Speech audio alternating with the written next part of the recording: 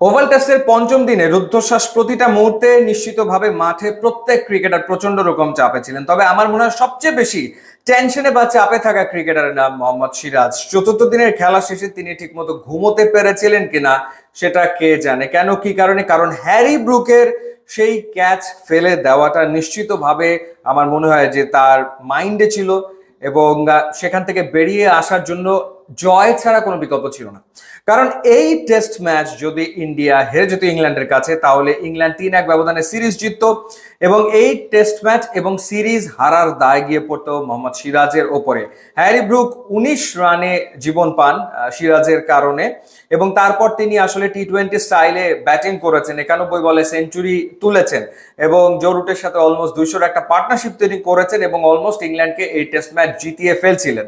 তো সেই জায়গাটাতে আসলে সিরাজ যে কামব্যাকটা করেছেন এবং যে বোলিং করেছেন সেটা এক কথায় অনবদ্য অসাধারণ, এবং পঞ্চম দিনে 4 উইকেটের 3টাই সিরাজই আসলে নিয়েছেন। সেই ক্ষেত্রে স্মিথ কিংবা ওভারটন তাদের উইকেটগুলো খুবই গুরুত্বপূর্ণ ছিল, এবং শেষে অ্যাটকিনসনকেও তিনি আসলে আউট করেছেন।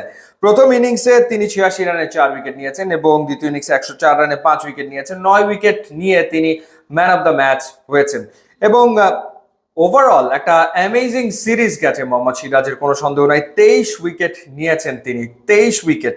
এর আগে সেই 2021-22-এ জসপ্রীত বুমরা এক সিরিজে 23 উইকেট নিয়েছিলেন। এবার সিরাজ তাকে আসলে ছুঁয়ে ফেললেন।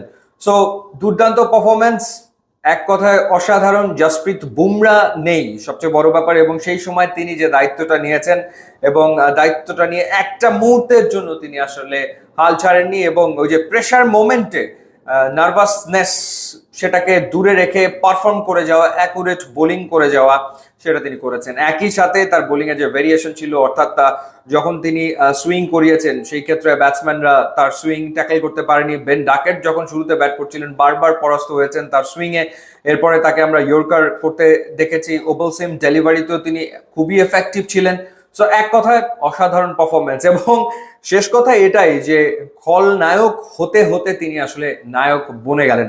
কারণ নিশ্চিতভাবে এই টেস্টের দিকে চোখ ছিল ভারতীয় সমর্থকদের, এবং ওভারঅল টেস্ট হারলে বা সিরিজ হারলে সেটার দায় কিন্তু ওই ক্যাচটা ফেলে দেওয়ার ওপরে গিয়ে পড়তো নিশ্চিতভাবেই। তো সেটা হয়নি, এবং সিরাজ দুর্দান্ত পারফর্ম করেছেন, সুপার পারফর্ম করেছেন, এক্সেলেন্ট এক্সেলেন্ট বোলিং করেছেন। যাই হোক, দারুণ একটা সিরিজ দেখেছে ক্রিকেট বিশ্ব, এ নিয়ে কোনো সন্দেহ নাই। ইউটিউব ইনস্টাগ্রাম লিঙ্ক আছে, যোগ দিলে খুবই খুশি হবো। And thanks for watching.